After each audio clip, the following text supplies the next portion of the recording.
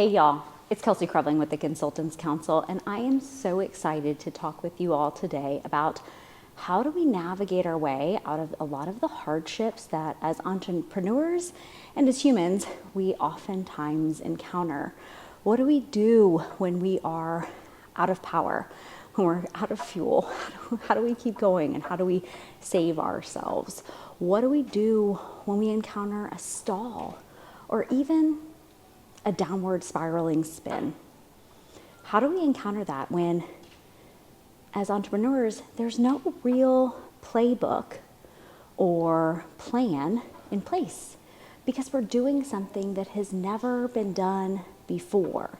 Yes, there are other entrepreneurs out there who have done different things that may be similar, but no one has specifically gone through the exact interactions, challenges, and creations that we're a part of. How do we navigate that? It's actually something that I recently talked about with CEO and founder of Uplift Aerospace, Josh Haynes, on a recent podcast, where it's really hard being an entrepreneur because you are encountering uncharted territory that no one's ever done before. And there's no one that can specifically tell you exactly what to do. So today, let's dig into some metaphors that hopefully will lend some support and some critical steps that you can take to alleviate some of those challenges and make things a little bit easier, and also restore some confidence in yourself in case you're losing it amidst being in a crisis. All right, so to help illustrate some ways that we can overcome certain scenarios that we encounter, I've got an interesting kind of set of metaphors for it. Something that people don't actually all know about me is that I'm a licensed pilot. So when I was 18, I pursued getting my single engine land private pilot's license. I am not current. I don't have an up-to-date medical, so I'm not actively flying. It's something where I've found that time and money at the same time don't often intersect, at least so far in my life. And it's kept me from being in the skies often, but it is certainly something that I love, the ability to have a very different viewpoint of life, and also just a really foundational skill that has served me very well throughout life. I remember getting my license and saying to my parents at the time that even if I never flew again, I was so grateful for the opportunity to learn because it rendered such immense baseline of confidence. The mindset of, if I can fly a plane, I can do anything, really translates across a lot of different crises and challenges that we encounter throughout life. And, it's interesting because the motivation for wanting to fly actually was originated from my grandfather. He was a fighter pilot, and I always really responded to the ability to operate an aircraft and the ability to use a different set of skills to get through the world. So anyways, it was just kind of something that I really enjoyed. I actually graduated high school a little bit early in order to pursue it between high school and college. So it was kind of a really neat primer for the rest of my life to date, and the ability to encounter a lot of challenges along the way and to have a really level head when we're going through them. So one of the things that's really drilled into you when you're in flight school, when you are pursuing a license to fly, is how to handle critical scenarios and situations, because the ability to remain calm amidst such potential chaos is the difference between staying alive and not. And as a result, you will encounter a lot of drills for different scenarios, many of those scenarios involving stalls, spins, and engine loss. And so recently, when encountering some challenges, I really kept thinking, gosh, is something spinning? How do you stop it? At which point it really kind of came to the surface for me skill sets that I haven't really had to utilize all that much was, well, when you're in a spin in a plane, at least in a single engine land plane, the first thing you do is pull the power. You say, okay, we cannot keep going and putting power and energy behind this spin, because if we do, we're just going to make it worse. And when I realized that, it really put things into perspective. You know, where in our life are we maybe encountering things where things feel like they have gotten out of control, where something is beyond our ability to remedy it? Things feel like they are spinning further and further away from the access of balance. Well, are we continuing to add fuel to that spin? Or are we pulling the power? The next thing you do when you're in a spin is neutralize your wings, your ailerons. Okay, that means kind of start to find your equilibrium. That means, okay, I'm going and spinning. I've pulled the power. I'm no longer putting energy towards my spin, but I now need to neutralize. What actions can I take that allow me to find neutral footing? What are the things that I know that help me be balanced? Gosh, like, you know, have I done the things necessary that help my mental health be well? Have I gotten exercise and eaten good food and gotten enough sleep and spent time with people that I love? Have I spent time in nature? You know, it depends for each person what's going to help you find your equilibrium, but taking account of that when you feel like things are out of control and recognizing really quickly if that's something that you have the ability to remedy. The next thing is your rudder. Taking a look at completely shifting opposite force from the spin. So if you, for example, are down in a downward spiral to the right, well, you're going to need to apply full pressure to your left rudder in order to try to break that spin. Well, how in life can that be utilized? How can you say, you know what, I've pulled power to the things that were dragging me down. I'm now neutralizing myself and making sure I'm at least doing the things that keep me neutral and well, and then I'm going to completely maybe shift gears. I'm going to totally maybe go in an opposite direction because the way I've been going isn't working for me. I need to change. Okay, all right. That can look like a lot of different things. It can look like changing gears in business. It can look like changing gears in life. It can be a pretty significant adjustment or modification, but the full purpose, at least when you are in a single engine aircraft, is full rudder to the opposite side of your spin. Because now you're no longer powering your spin, you're resetting your equilibrium, and you're adjusting the direction with which you are applying pressure. At that point, it's now time to pull back on your elevator, be able to re-pull yourself back up out of what's been occurring. And how can we do that? What's the best way to now bring our nose back up to be able to focus on what's next? That can look like a lot of different things for different people, but the ability to really take a look at that and say, okay, I've pulled the power from what was taking me down. I've reset my equilibrium. I've pushed hard in an opposite direction. And now I'm ready to say, okay, what's next? What are we going to look at? Those are the critical steps when you're flying a single engine aircraft in order to get out of a spin. And those same steps apply in life when we are facing situations that feel like they are spinning out of control and that we've got to reset. So I would encourage you, the next time that you feel like things are starting to spiral, first of all, don't let them get that bad. But second of all, pull the power.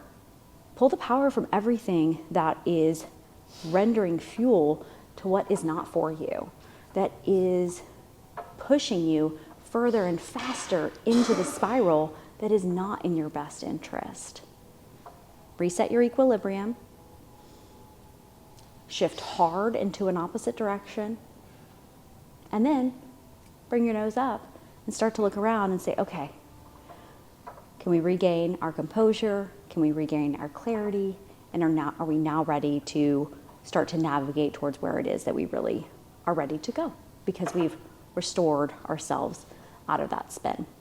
All right, so spins are really dangerous, but how do we get into them? We've talked about how to get out of it, but how do you actually get into it so that you don't have to encounter it in the first place? Well, typically, in a plane, they can happen when you stall, when the plane loses its lift, and as a result, it no longer is able to stay upright in the sky, and it's going to tip. Well, what angle of attitude is the plane flying in order to lose lift? It's pitched up too high. Now you can do power on or power off stalls. We see that even in our lives. We can push so much power into something and be climbing at such a high degree of effort that we completely lose our lift.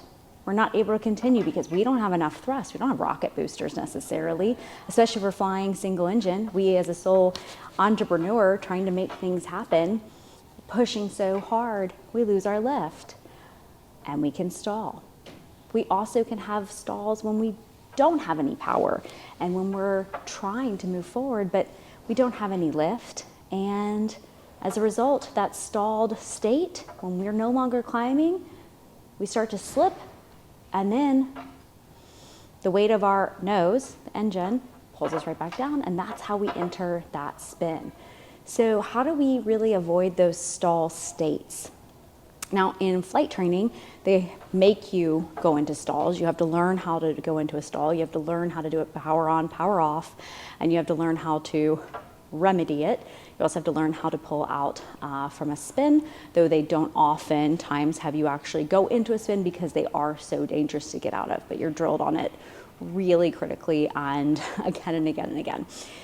But the stalled state is one that oftentimes entrepreneurs can find themselves in, and it's not for lack of effort. I don't know many entrepreneurs who get into that realm who aren't driven, because it's a challenging space to inhabit. The drive necessary to go out and create change in the world is a unique one, and it's not an easy path. And as a result, oftentimes driven individuals find themselves pushing and going and charging and climbing at such degrees of attitude that they are not sustainable, and stalls can be encountered. And so how can we avoid those? And what do we do to get out of them? Now, I'm using the words degrees of attitude because that's what it's called when you are flying. The attitude indicator is your kind of artificial horizon. Kind of look at the horizon behind me, and the degrees to which you are climbing up, your nose up, is your degree of attitude. Now, I am not quite sure the background on our, the mindset of our attitude affects our altitude. That is certainly flight terminology, because the degree to which we are choosing to be positive and climb is going to affect how high we're able to climb our altitude. So definitely some crossover there, but it is really interesting that if we are climbing at such a degree of attitude where we could argue that it is toxically positive, because it is. It's such a degree of positivity that we are creating a toxic environment for ourselves and certainly for our aircraft.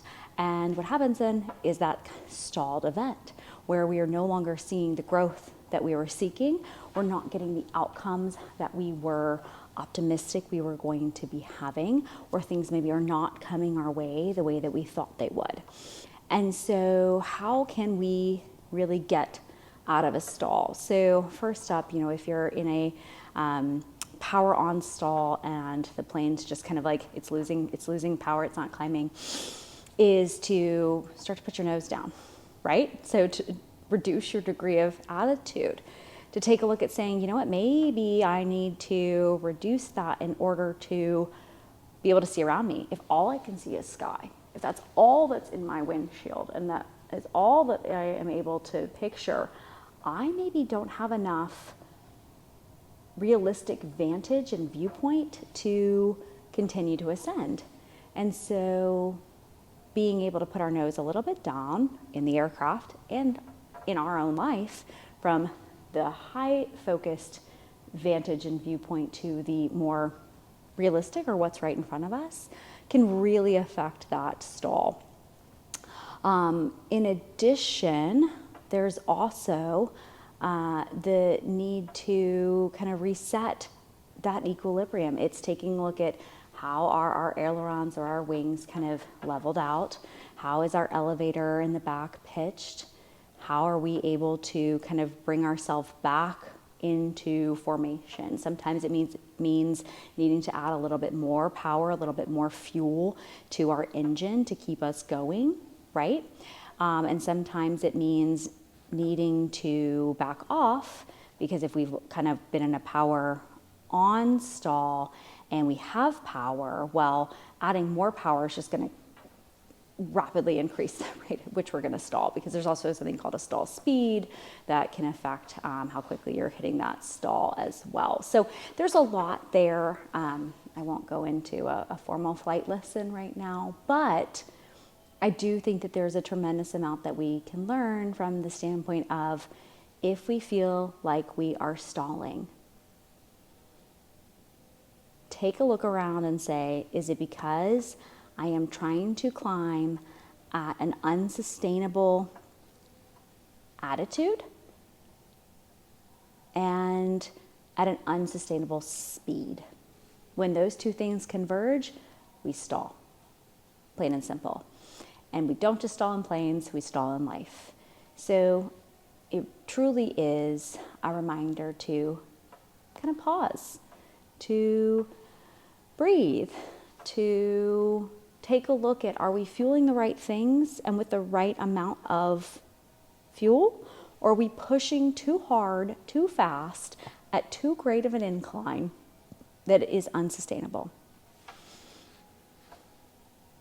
Try that out and see if it helps you get out of a stall so that you don't have to get out of a spin. Ooh, there's a helicopter behind me. Those terrify me. You know why? Because they don't have natural lift. Airplanes actually can fly on their own. And it's really fascinating because people worry, oh my gosh, what if we lose an engine? Well, if you lose an engine in a helicopter, you're going to have a very different outcome, because the engine, the rotor, is what creates your lift, and that's really difficult to replicate. But in an aircraft, what happens when you lose an engine is that the plane actually can fly for quite a while if it's at its glide speed and glide attitude. And so in life, if we are feeling like we are running out of energy, when we're running out of power, when we don't have any more to give, how can we make sure that we preserve ourselves and are able to get to a safe landing? When you're flying, the first thing to do when you lose an engine is to pitch up to your glide speed. So if you're just kind of cruising along at a regular degree of flight, you are using your power in order to keep you moving forward. But when you pitch up to your glide speed, the plane's able to enter a gliding phase where the plane's able to continue to fly and glide. Now, at that point, you are able to message radio in for notifications that you have lost an engine and you're going to be making an emergency landing. And then you're also going to be starting to make a quick look at the ground and taking into account of where is it safe for you to find a place to land. Now, depending upon your altitude and how high you are at the time, that's going to determine how quickly you need to find somewhere to land. If you're out in the rural countryside, there's likelihood of being able to find farmland that is safe to land in. But if you're, within ability to get to an airport, that's even better because you can be talking with the comms and with the flight tower about being able to come in for land, and they can clear you for that. So it really depends on where you are, but that lesson of pitch up to your glide speed so that you're able to continue to preserve yourself for so much longer than you would be if you kept cruising along at the current steady state. Because at that current steady state, then the plane's going to start to stall. It's not going to be able to glide. And also to start to look for a safe landing place. Okay, if you in life are at a point where you're burnt out, you've lost an engine, it's just you.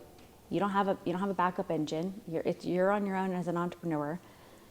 What can you do to take a look at how you can keep gliding?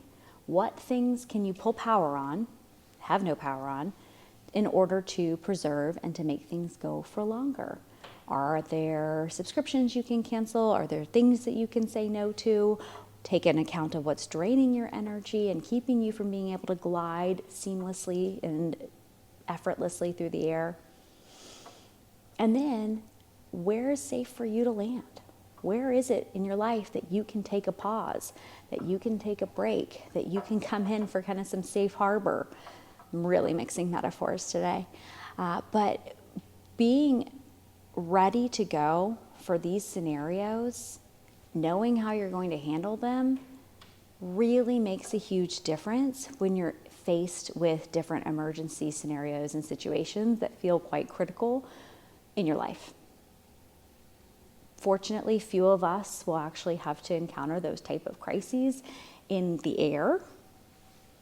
And there's other protocols for how to handle these type of things in multi-engines and jets and things like that, right? We're talking single engine land, but planes, but single propeller planes. But in life, I know very few people who haven't experienced tremendous hardship, whether they're an entrepreneur or not.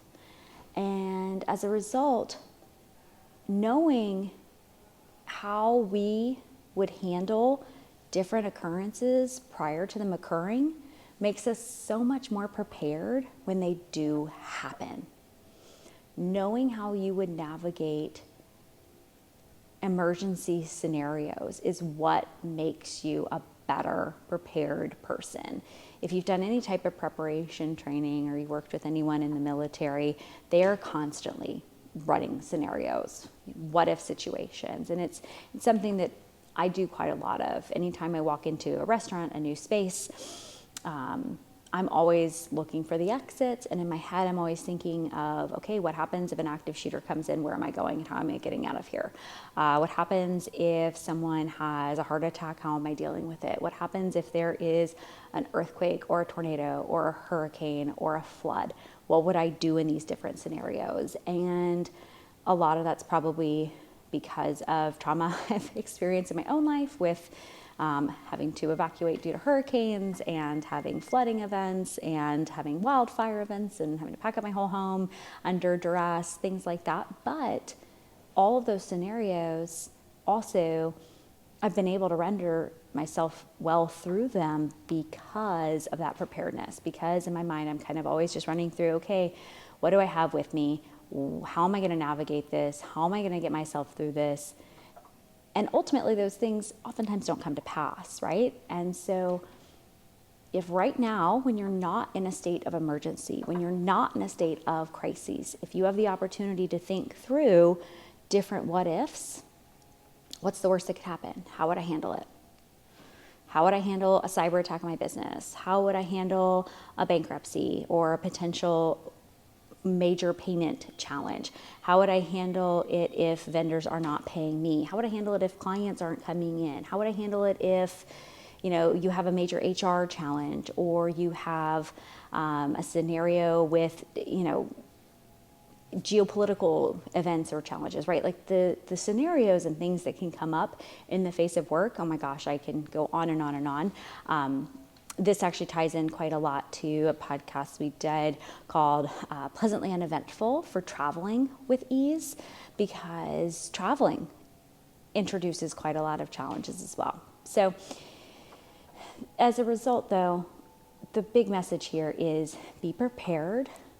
Know that while you may not have navigated specific events or emergencies before, that doesn't mean that you are not equipped to handle them, especially if you're spending time right now putting together your mental checklist of, okay, if this happens, I'll do this. If that happens, I will do that.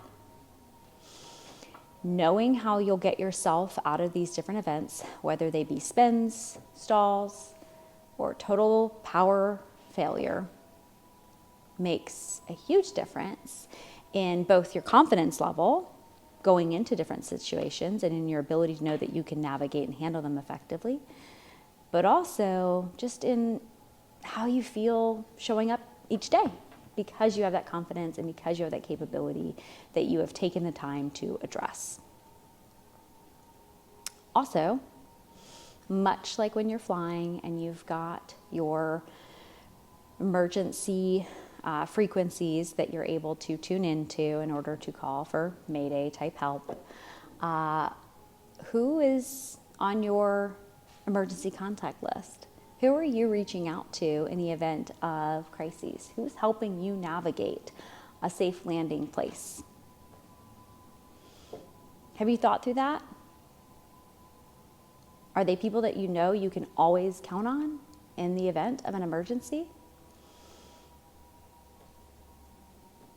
Spend some time on that too.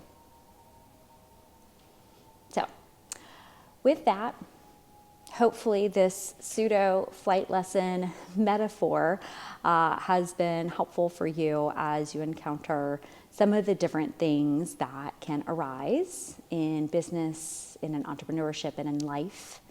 I know it's certainly been helpful for me and served me well through the years, and even, just recently while going through lots of different things. So cheers and have a great day. And hopefully you also got to see some planes flying in my background today.